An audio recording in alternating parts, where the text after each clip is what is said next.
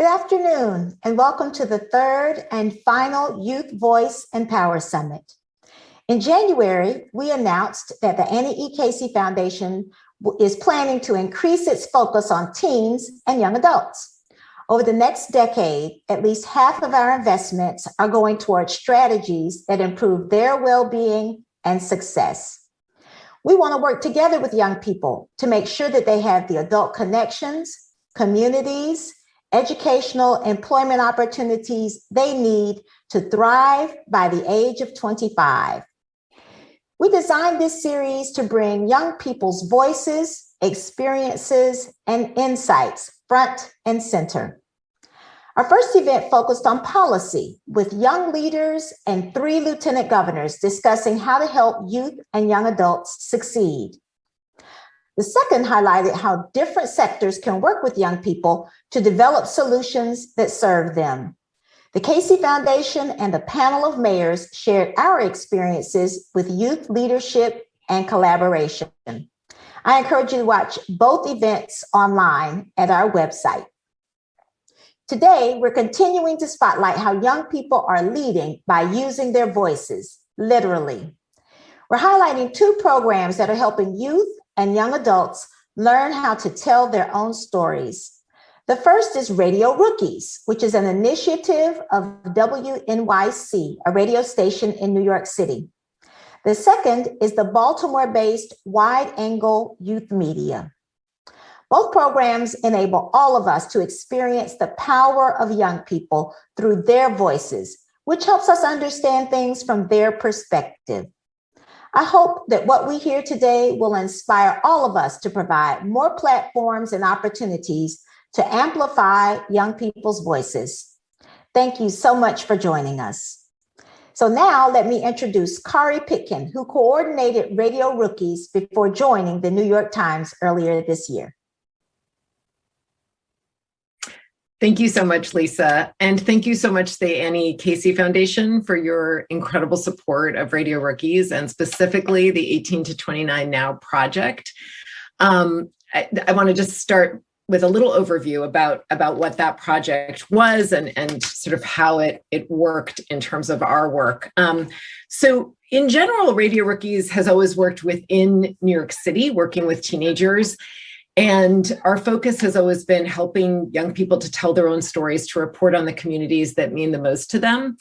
And leading up to the 2020 election, we were sort of in a conversation in our newsroom about, what were going to be the big stories around the election. And there was a lot of conversation, should Radio Rookies weigh in? What should we do? And I had like a very strong feeling that it was such a national moment that to focus entirely in New York felt somehow limiting. And there was a feeling of just wanting to sort of reach out and get a sense of what was happening across the country.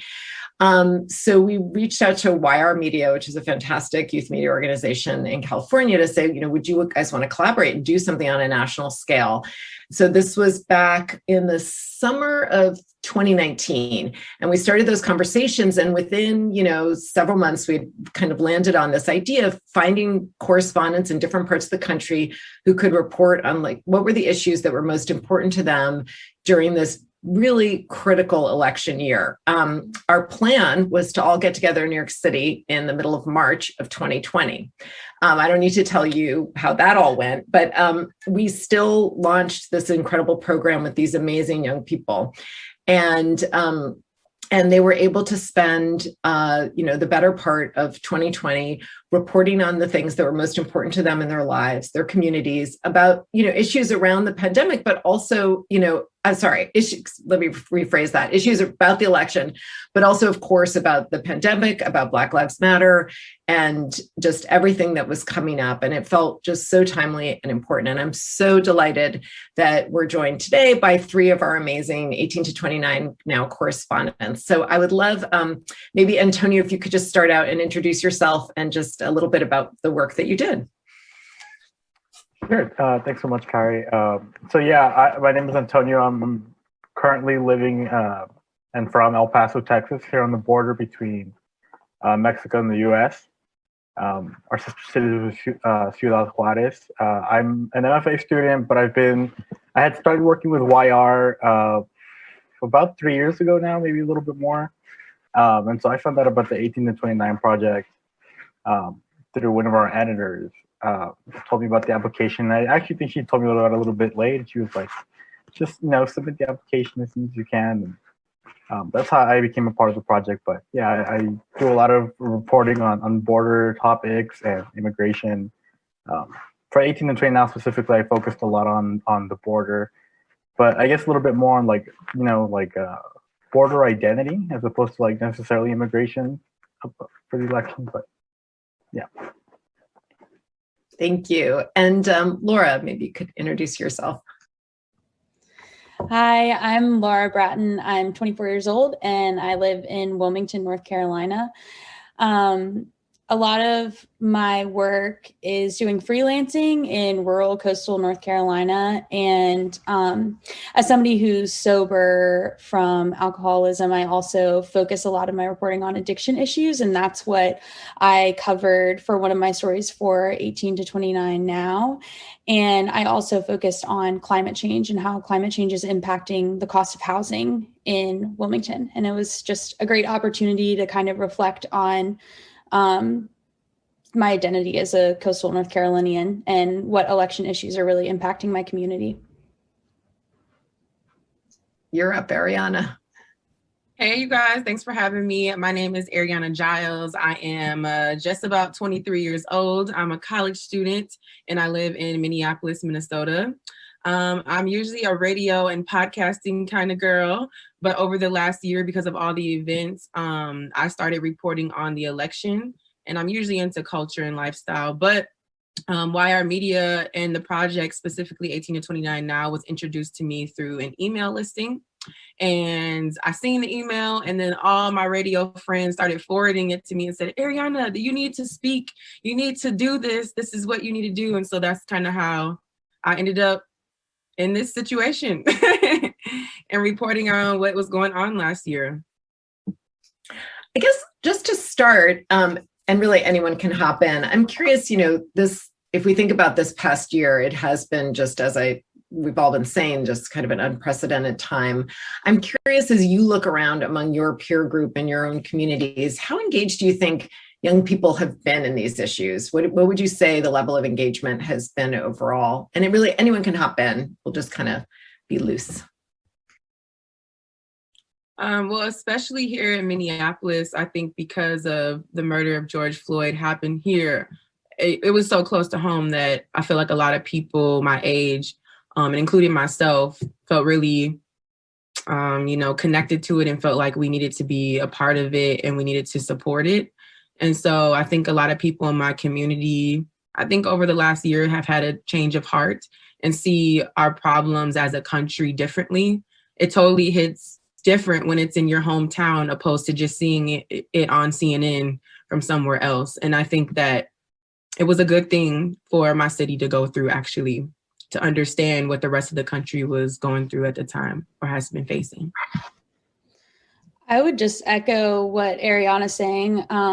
Ariana's articles really touched on the topics that I felt like my community of young people was really engaged in over the summer, which is Black Lives Matter protests. And my two roommates are white, but all three of us were, and just like my community at large, which is pretty diverse, was really engaged in protests this summer and thinking about those things. And I think that's really been on a lot of our minds. But at the same time, I think as somebody who's part of a sober community, I think it was impossible for the young people in my community to not be aware of and engaged with the issue of addiction and how the pandemic was affecting addiction, because we watched so many of our friends relapse and end up back in treatment or in jail or whatever it was. So I definitely feel like my community has been engaged in issues. It just, I think the issue changes based on what sort of moment in time we're in. Yeah, I definitely think, I mean, it was a particularly weird year. We had, obviously the pandemic kind of had kicked off, but in El Paso, we were just coming off, one of the largest mass shootings in the country's history. And I think what was so startling or so hurtful about that was that it was something that was driven by narratives in the media or the way people see us that had nothing to do with who we actually are.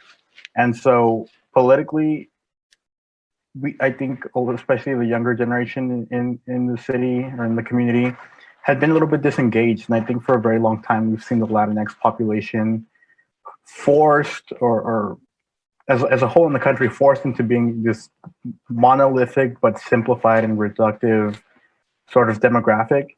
And after this shooting happened, at least in El Paso, it seemed like, especially among the younger generation, everyone was a little bit more engaged, a little bit more vocal, a little bit louder, a little bit more, attending the protest, organizing different events, just making sure that something like that would never happen again. And so it just, a lot of what I focused on was just the fact that we really are just normal people here on the border, and we don't solely exist when there's kids in cages. Like, we're here 365 days out of the year, and we're more than just narcos and drug dealers and a small little town in the west of Texas. Yeah, I think it was really beautifully said, Antonio, and something that I think sort of threads through what all of you are talking about is how this moment of all of these kinds of sort of very painful moments of change or sort of disruption, and then what comes next and how are young people wrestling with that. I wonder, as you think about it, sort of looking forward, will this sort of momentum continue? Like, do you see that kind of moving forward, whether in a social justice movement, in engagement with, I think we saw it during the election that young people were very engaged. Do you feel like there's some kind of larger shift happening with your generation? Or do you feel as though as things, the pandemic kind of eases out and the news cycles swim on, that things will kind of recalibrate? I'd be really curious to hear what you all think about that.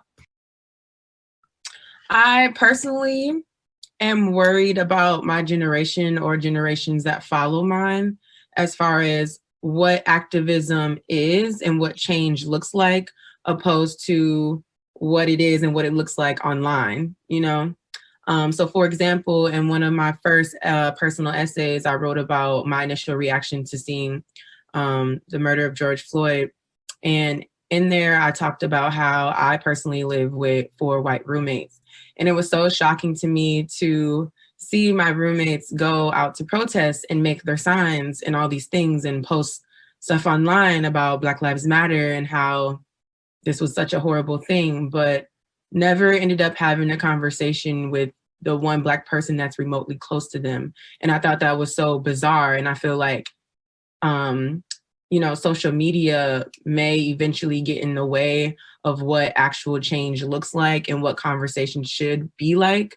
So that's kind of where my mind is at as far as like social media and reality. I feel like that's going to be a problem in the future that needs to be kind of addressed right now. Just kind of, again, like bouncing off of what Ariana's talking about with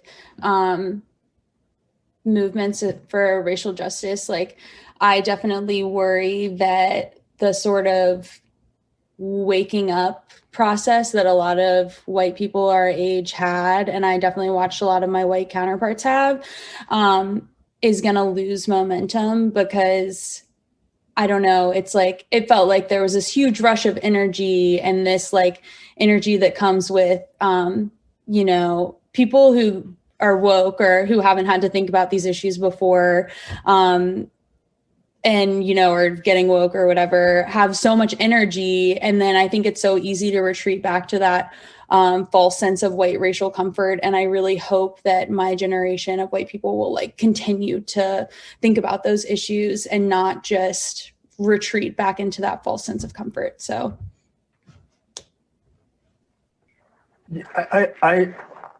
Similarly in El Paso, I think the Black Lives Matter movement, especially those focused around the George Floyd protest, were actually one of like the longest string of protests and activism in the community. It was the first time I can recall, I think definitely in my lifetime, that there were protests where the police used tear gas over here.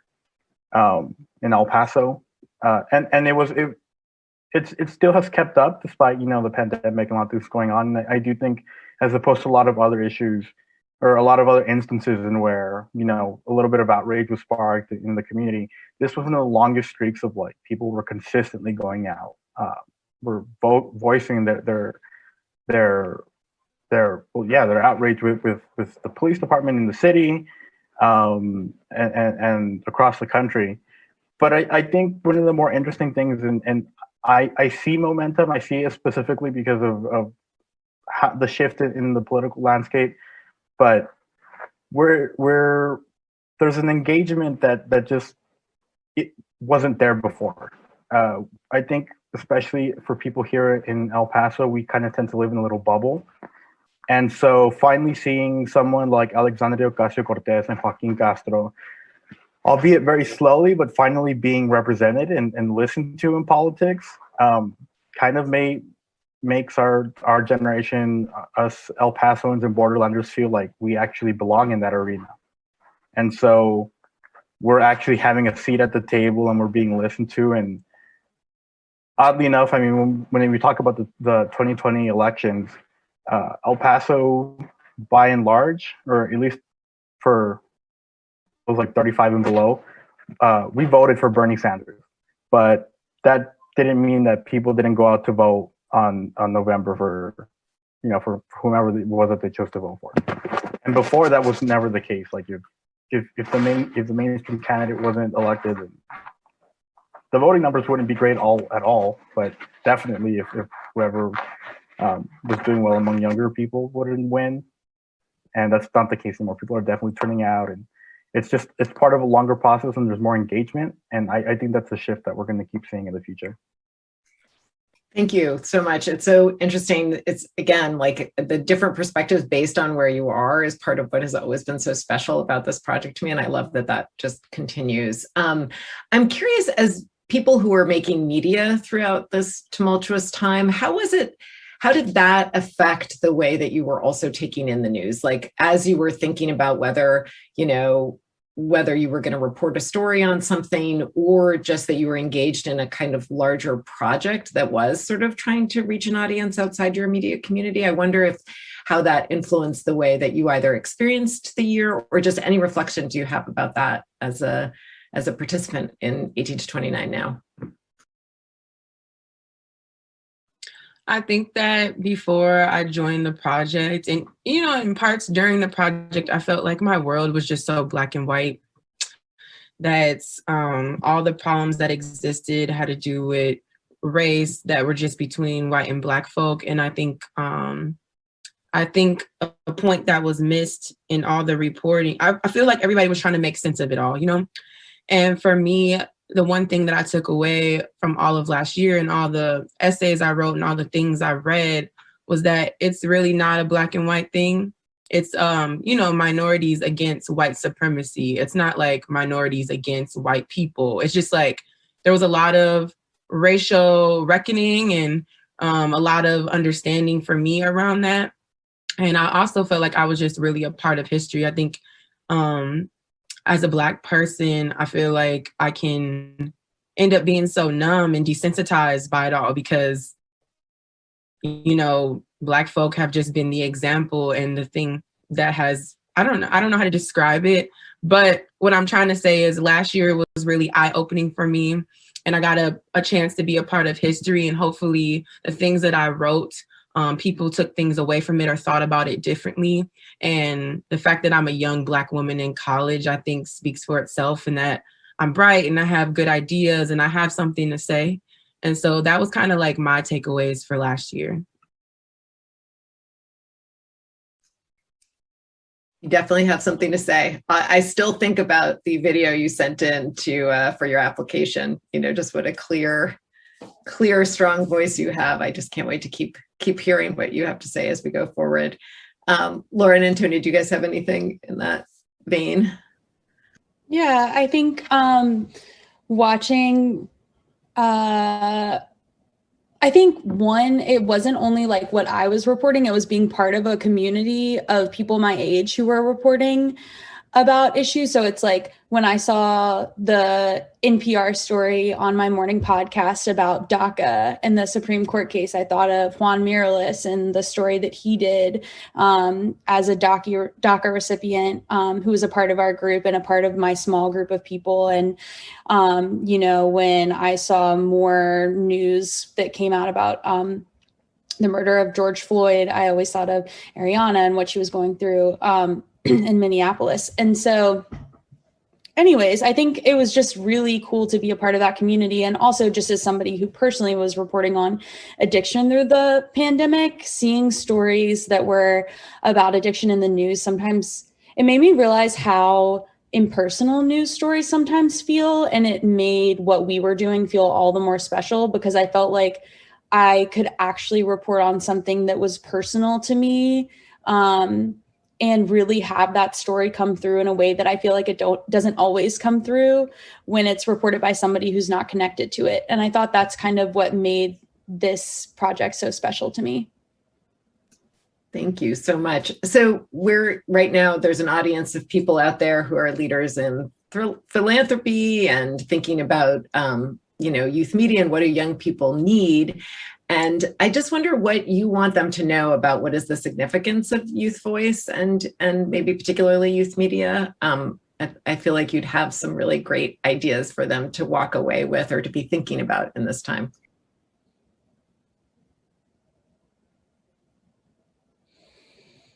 You know, corny enough, young people are the future, right? It's always said that we are. At some point, I will not be a youth and I will be a very aged, nice, beautiful woman. But my point is that I just want people who are older than me or people who don't necessarily take youth voice as an important thing is that, like, how can I describe this? Like, some of us are, you know, more than TikTokers and more than just like internet sleuths and all that kind of stuff. Like some of us actually care about the importance of things. And I hate when the news says young people don't care. Oh my God. And young people don't want to vote. Oh my gosh. I had to like debunk that through my stories. And like, we do care, but like when we're constantly told that we don't care and that we're constantly told that we're not, I don't know, being activists all the time, it's just like, yeah, we don't want to be now because you keep telling us that we're not. Like, you get what I'm trying to say? So I think our communities can do is what, you know, YR and Radio Rookies did was make a space for us young people to come together. And like Laura mentioned, there was some incredible stories. And even just me being a part of the project, I learned so much. You know, I had no clue what people in Texas were going through, or California, or South Carolina, none of those places. I had no idea. I was in my own bubble. And so for me, my world got opened up and it wasn't so black and white anymore.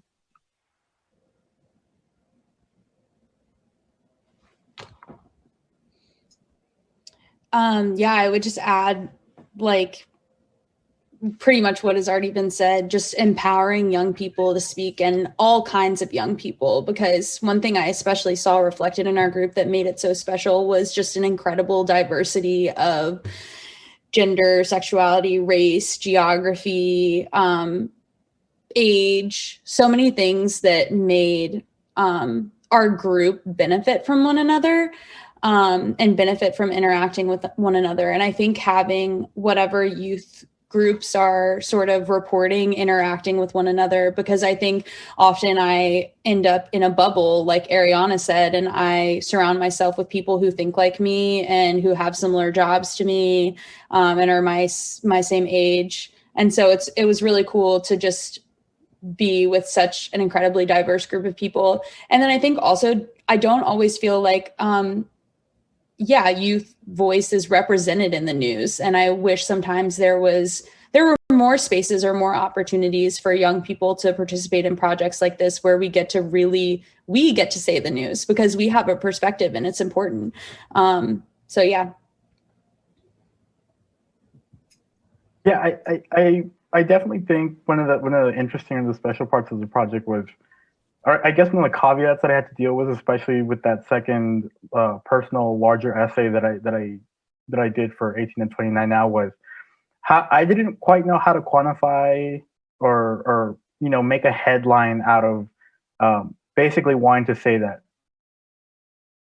who I am, who my community is, like, we're just normal people. I always cite the movie Sicario, because there's a specific scene that's like on the border, like on one of the bridges that so many of us here in El Paso and Ciudad Juarez cross, not during the pandemic, but on a near daily basis, either to go visit family, to go pick up food, to go pick up medicine, just to go out with friends over the weekend.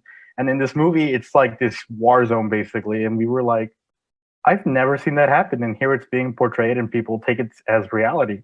And so this project was basically trying to combat a lot of that. And I think that was a really special thing of this project, of being able to normalize that isn't correct and that was pure fiction, but also at the same time saying that we do have a voice and we do have things to say, even if that's not the truth and we don't fit into this one narrative, that we do have something, another narrative and other stories to say.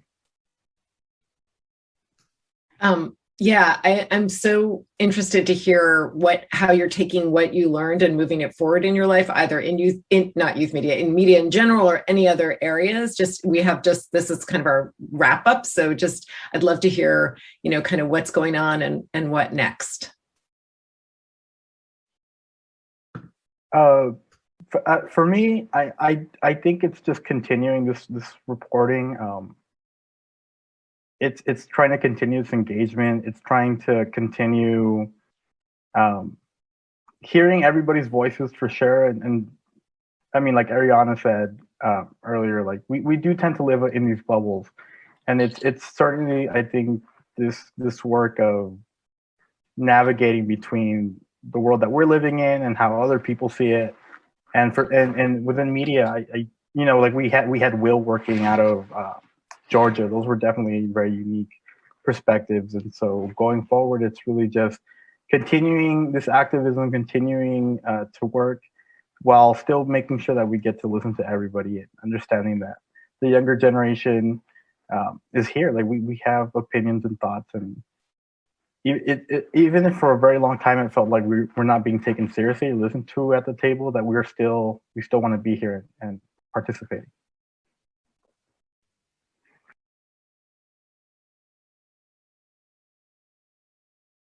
Laura, you could take the lead, girl.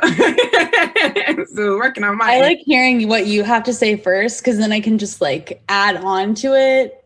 But yeah, I guess being put in the spotlight here, I would just say I felt really empowered to tell my stories and that my ideas are good. So I think going forward, it's just been more of like, when I have an idea or I have a pitch that I want to send to a station or a news outlet, I send it. And I've had some luck with that. And I think, yeah. And also watching Ariana have the same experience of having her pitches accepted places and seeing what she's been doing and other people in the group.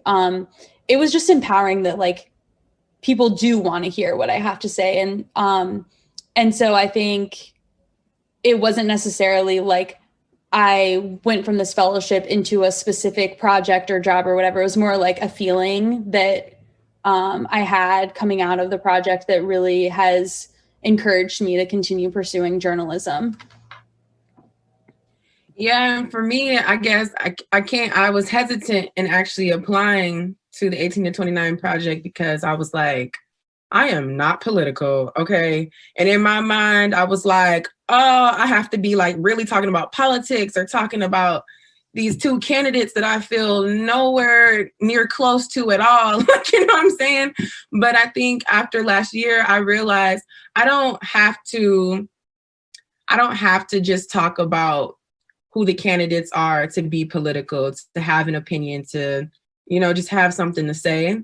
And, as I graduate college and I continue on my radio journey, and I become this storyteller, I always now want to include my perspective and include my opinion in a way that is open-ended and that starts conversations. And I think like the most important thing that happened last year was conversations happen.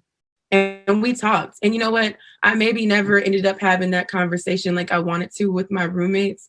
But I know that through my writing and through the things I reported on, I did get some conversation started. And I think like in my position and in many young people's position, all the best that we can do is share our opinion and just talk about it. Because if we don't talk about it, the problems are still going to exist, you know? So that's what I look forward to in my career, in my future.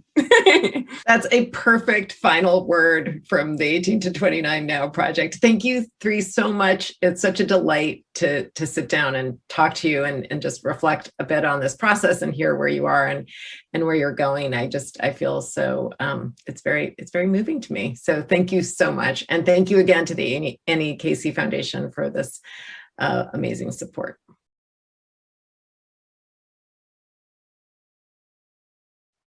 Well, thank you, Kari, and thank you, Antonio, Ariana, and Laura for that great conversation about your reporting projects and for sharing your personal insights.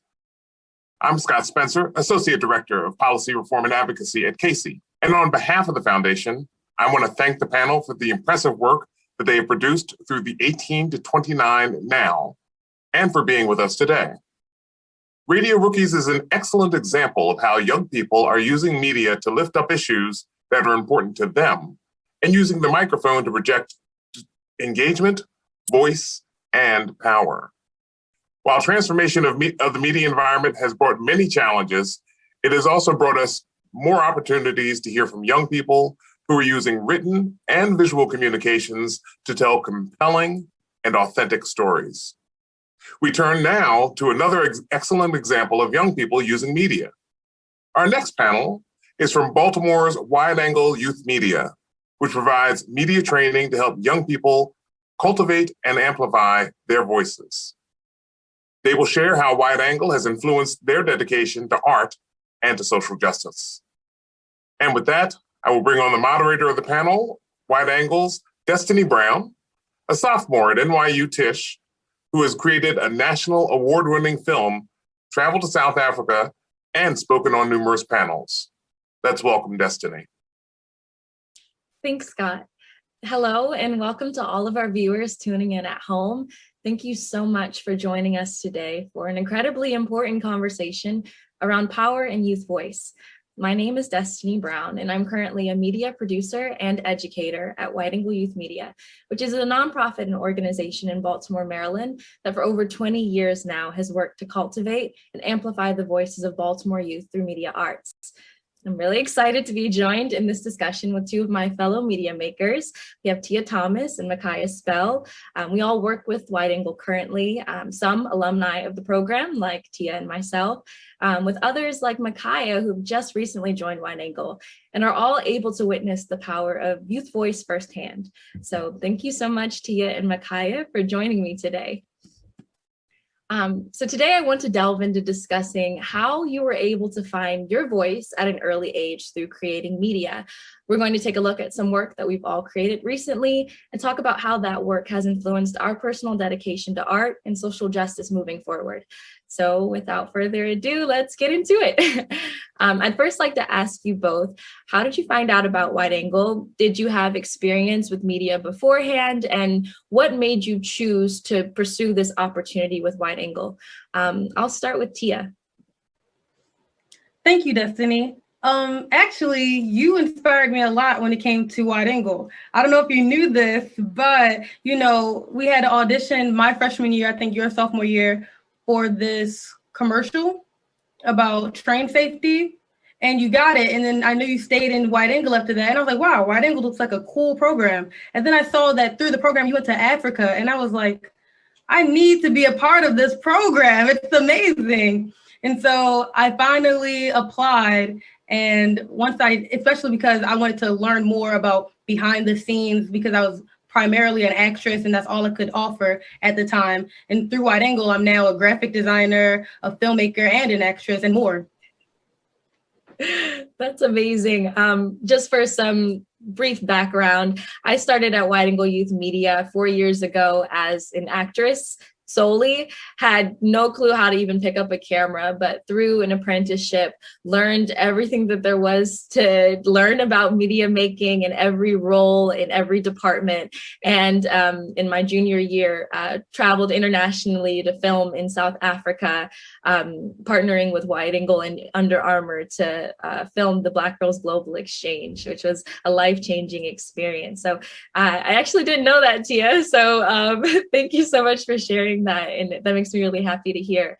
Micaiah, how about you? I learned about Wide Angle through another organization, Urban Alliance. Wide Angle I'm an intern at Wide Angle, but before I was an intern, when we got to choose where we wanted to internship at, I chose Wide Angle because when they talked about it and I watched the videos about Wide Angle, I noticed that y'all are like a community.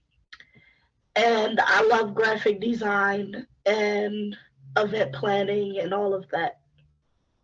Yeah, that's great. That sense of community when creating media, I think, is so crucial, and which kind of segues into our next question about media and the media that I think that we all commonly consume in this generation, social media. So a survey last year found that Generation Z most frequently gets their news from social media, with 61% of respondents reporting that they use social media daily as their news source. So in your personal experience, how engaged are teenagers and young adults on social media in response specifically to social issues occurring now, such as the pandemic, the racial reckoning happening, and elections? I'll start with Tia. Okay, thank you. I would like to say that I learn most of things I didn't know from either TikTok or Instagram, the only platforms that I'm on. I learn more from TikTok every single day. It's addicting, so I had to stop. But I love when my friends send me a video and be like, "Did you know this?" And I'll be like, "No, why didn't we learn this in school?" And I found it interesting that this generation knows so much. Like it's easier for us to share knowledge with each other, because if you think about it, my dad's been preaching to me for years why I shouldn't celebrate July 4th, right? But me and my family, we just like to see fireworks, so we would just listen to him ramble. And so now this year they can't. I mean, last year a lot of people was like, let's celebrate June 19th. Juneteenth, yes. Yeah. I'm so sorry. Juneteenth. And my dad's been preaching to us about this. And so now this year, everyone's finally realizing it together, like not just Black people, but everyone. And so my dad's like, see, I told you. And it's because now the younger generations and people of different communities are finally learning too the injustice that Black people had to go through and that we still celebrate today. Yeah, and that makes a lot of sense. And don't feel bad that it's not the first thing that comes to your head, because it shows in just in my education, and I'm sure in yours as well. We learned about July 4th. I didn't learn as much about Juneteenth. So it becomes our kind of our responsibility as this generation to re-delve back into history and reclaim it and be able to really understand what happens and what is part of our history before we can even have a chance at moving forward. So I would like to ask Tia, what is the value of Wide Angle Youth Media helping young people learn about media, and how have you been able to step out of your comfort zone when it comes to creating media? As you mentioned, you are primarily an actress. Yes. I did not think that I would ever be behind the camera and enjoy it this much. And strangely enough, even through virtual learning like MediaWorks or the design apprenticeship, I feel like I'm learning more and appreciating design work and film work more. When we were in person, I was on the video team and we did a documentary. And when the person was talking, I couldn't help but say, "Oh, I wish I was up there." But when I was learning virtually, for some reason, I was like, wow, I really appreciate this. I want to work with the person instead of me wanting to be up there. I wanted to work with the person and appreciate actually being behind the scenes, editing, that type of things. Through Wide Angle, I just feel like I can actually give a message through my work, through how I edit a story, through how I film something, through what type of camera I use or anything like that. And I never thought that I'll be able to tell how I feel through a camera, me, because I just didn't think I was that person. Yeah, that makes a lot of sense. And I think a lot of that resonates with me because I had just intended to be an actress and that was it. And then I found out how many inequities there are behind and in front of the camera, and realized that the people making those decisions aren't the ones that you see giving the lines on the camera. It's the ones that you don't see that are in the back rooms. And so it's about, how do you get into that room? How do you get into that level of trust and expertise where studios start going to you and asking you, who do you put into these roles? Because then that's when we can start creating the real change. I'd like to ask a similar question to Micaiah on you stepping out of your comfort zone. Some background is that Micaiah is an intern in my class, virtual event planning. We're creating a whole virtual prom. This is our second year doing it at Wide Angle.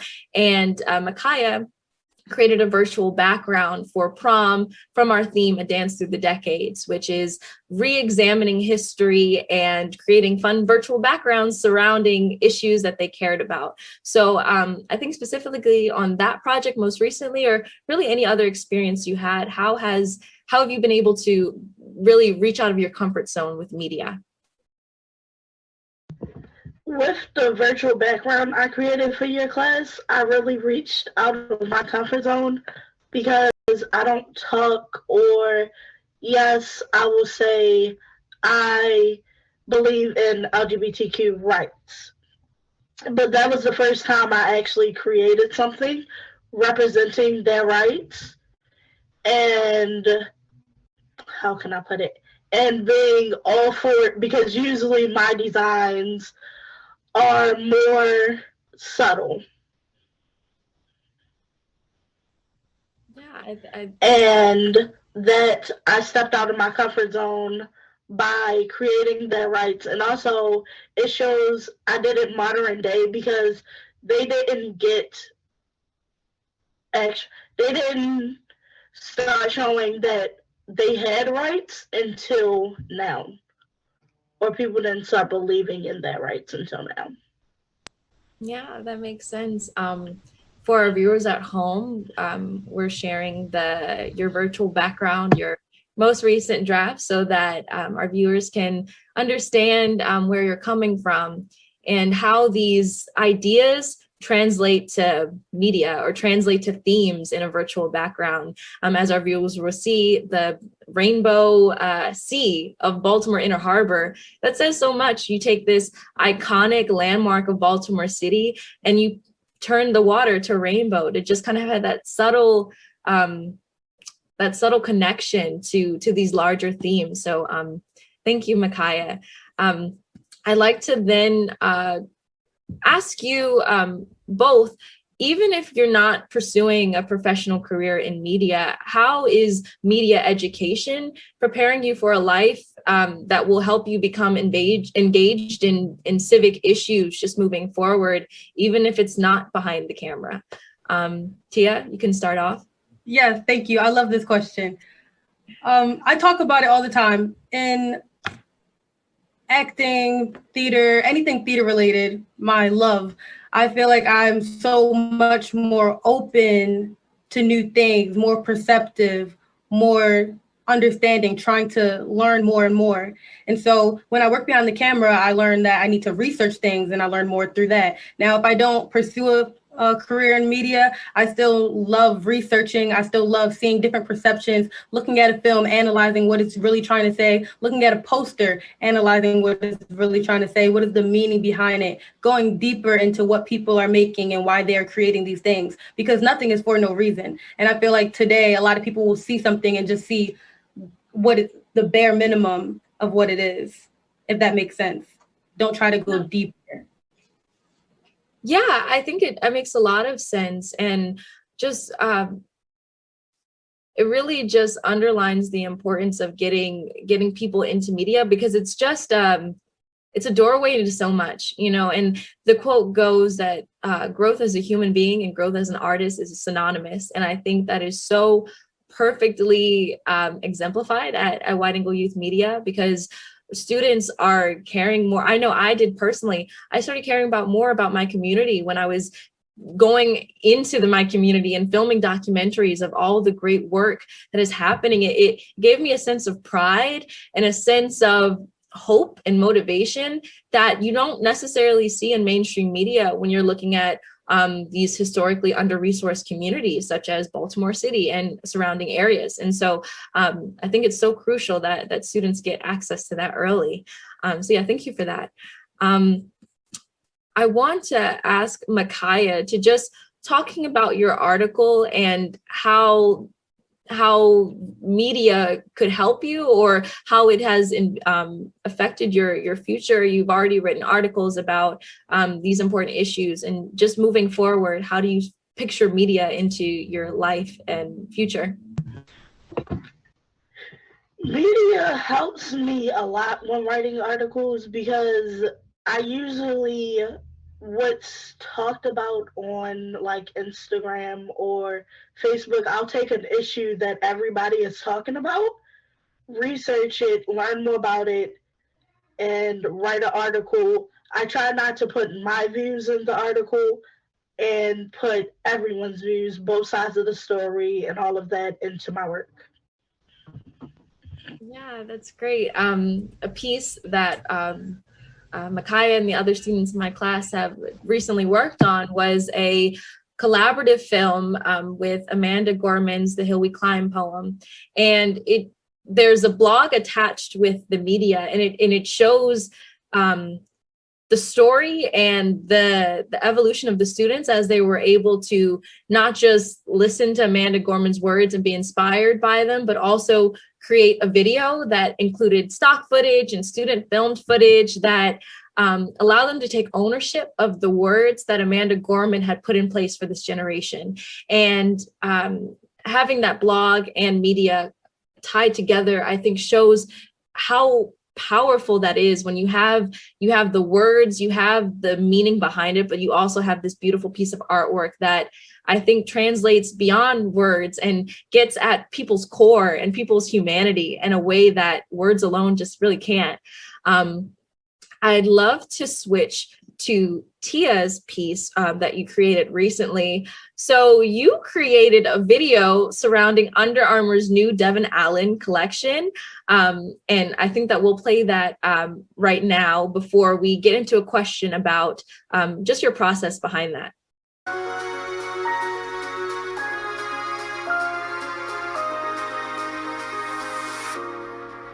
Push us down, we'll bounce back. Scrape our knees, then we'll throw elbows. We never give in, never give up.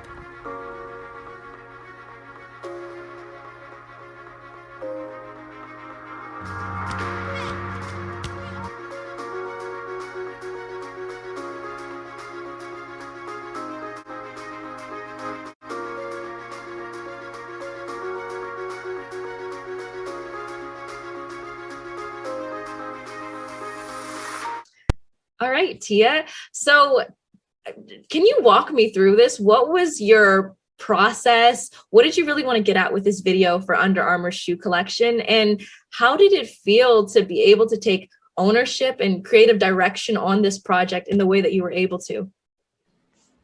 Thank you. I actually worked on this film with my sister, Alicia Thomas, and our father is a trainer, a basketball trainer. So I called him and I said, well, you have to be in the video. I'll give you an Under Armour shirt. Just do some tricks. And he goes, Tia, I'm an old man. You need to go to a court and get some kids. I'm an old man, Tia, I can't do it. So we go to a court and we see a bunch of kids playing basketball. It was the first hot day in Baltimore. And I was actually scared because I've been inside for a year now. So I was like, I got to talk to strangers. But I did it. And I got some cool clips of, you saw them playing basketball. I thought it was really interesting how we just filmed and just saw whatever we could find. But the young lady was shooting a basketball with her dad. And when her dad helped her, that's when she got closer. And we didn't get it, but when we was leaving, he was helping her and she actually shot the ball and made it a couple times. And I thought that was really beautiful to see, a father helping his daughter, and just community, and what I'm missing out on because of the pandemic, and how, we still have community outside. There's still people helping each other. It's not just gone. And I'm just happy to show that. Yeah, I think you did a really good job at that. In just 60 seconds, I feel like I got such an understanding of what Baltimore is, how strong our community is, and just some of the words that you say accompanied with the footage, I just think is so powerful. So just awesome job at creating that piece. And just, it really acknowledges the challenges that we're facing in the media world. Wide Angle Youth Media is still pushing out content, even though our students can't meet in person. All of our programs are virtual, but students like Tia and students in my class and even myself, we're all still just trying to keep it going and keep that optimism and motivation going that you get out of watching these amazing pieces. So I'd like to play the piece that students in my class created, Micaiah as well. And maybe afterwards, if you want to say anything about what that experience was like, but we'll play that right now. When day comes, we ask ourselves, where can we find light in this never-ending shade? The loss we carry, a sea we must wade. We've braved the belly of the beast. We've learned that quiet isn't always peace. And the norms and notions of what just is isn't always just is. And yet, the dawn is ours. Before we knew it, somehow we do it. Somehow we've weathered and witnessed a nation that isn't broken, but simply unfinished. And yes, we are far from polished, far from pristine. But that doesn't mean we are striving to form a union that is perfect. We are striving to forge a union with purpose. To compose a country committed to all cultures, colors, characters, and conditions of man. And so we lift our gazes not to what stands between us, but what stands before us. We close the divide because we know to put our future first. We must first put our differences aside. Let the globe, if nothing else, say this is true. That even as we grieved, we grew. That even as we hurt, we hoped. Even as we tired, we tried. The hill we climb, if only we dare.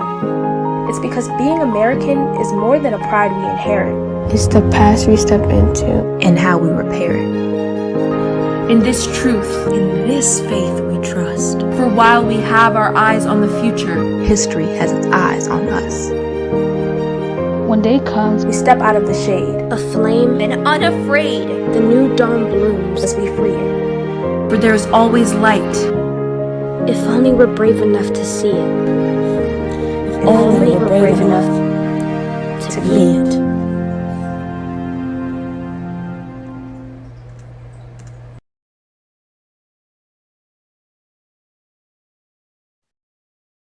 All right, so this piece for me is one of my proudest accomplishments, and not because of this video is now in 2 award festivals, one in the Emerging Lanes Festival in Toronto, Canada, and also the Chicago Feedback Film Festival in Chicago.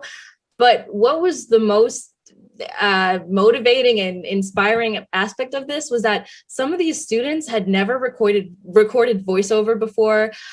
Some had never recorded footage before. And so them learning every part of this process surrounding a piece that was so powerful, such as Amanda Gorman's work, really empowered the students and gave them those soft skills that we can't teach in the classroom. So courage and confidence and want to stand up for your community is something I can't teach, but through making media was able to take place. So I want to ask Micaiah first, and then I'll ask to Tia. I want to end with a question derived from a quote from Jen Ferrara, who is a founder of Wide Angle. And she said this at our most recent virtual 20th Awards ceremony celebration. And she said that no matter the story, local, national, or global, it's better when youth voice is at the table. Young people have a way of questioning the status quo that adults forget. We need them at the table now more than ever. So you have a virtual room of leaders in philanthropy, nonprofits, government, and a whole bunch of other sectors. So what do you want them to know about youth voice, and what do you want them to hear? I'll start with Micaiah. I would want them to hear our opinion on the topic, our story, and how youth feel about the topic at hand. Yeah, I definitely agree with that, Micaiah. I think that so often youth aren't invited to the table because we're discounted because of our age. And I think it becomes incredibly problematic because we're the next generation of leaders, and there's no quicker or better better point to start than now, and start getting people more involved in these conversations earlier so that we can start planning for a better future earlier. So I really resonate with that. Tia, what are your thoughts? As you were saying, we are the next generation. It's important that our thoughts are heard. Also, I think it's important that we let our youth in on more adult situations so that we can learn. For example, me and you were talking about 401k. I had no idea how important it is to start now because no one ever talked to me about it since I'm, younger.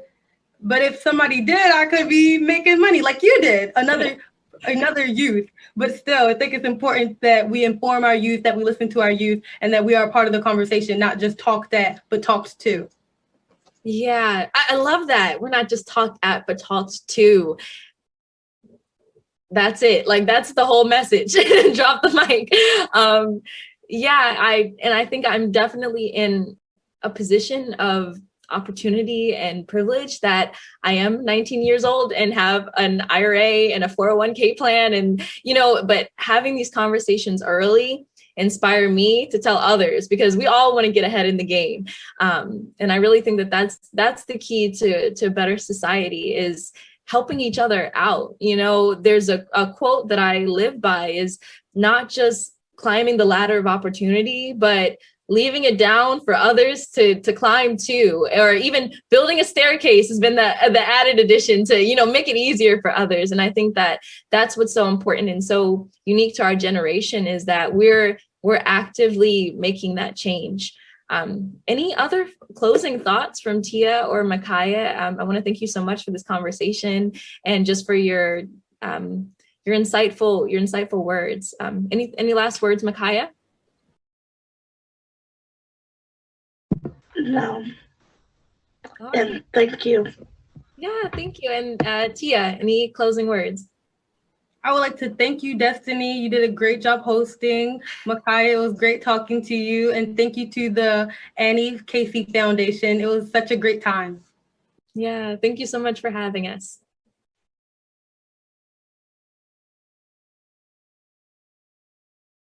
Boy, that was incredible. Young people have a voice. They have an opinion on issues and make sure that they are not talked at, but they are talked to. Thank you, Destiny. Thank you, Tia. And thank you, Micaiah. Amazing things are happening in Baltimore and in cities across the country. So it's inspiring to hear how young people are taking their storytelling skills in cities across the country and even internationally. Well, we are concluding our three-part Youth Voice and Power Summit.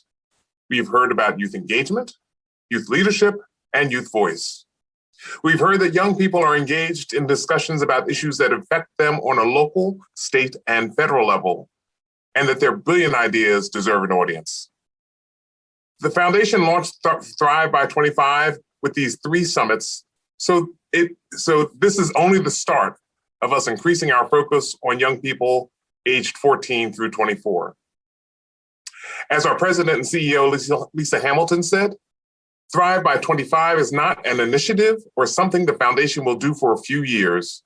It's the way Casey is bringing together different elements of its work to ensure every young person in America has strong and supportive relationships, paths to opportunity, and an unquestionable sense of being valued member of their community. Thanks to everyone for joining us today, and especially to those of you who have been with us for all three events. And we look forward to working in partnership with many of you as we carry on this work. I wish you a good afternoon and have a good day and take care of yourselves. Thank you.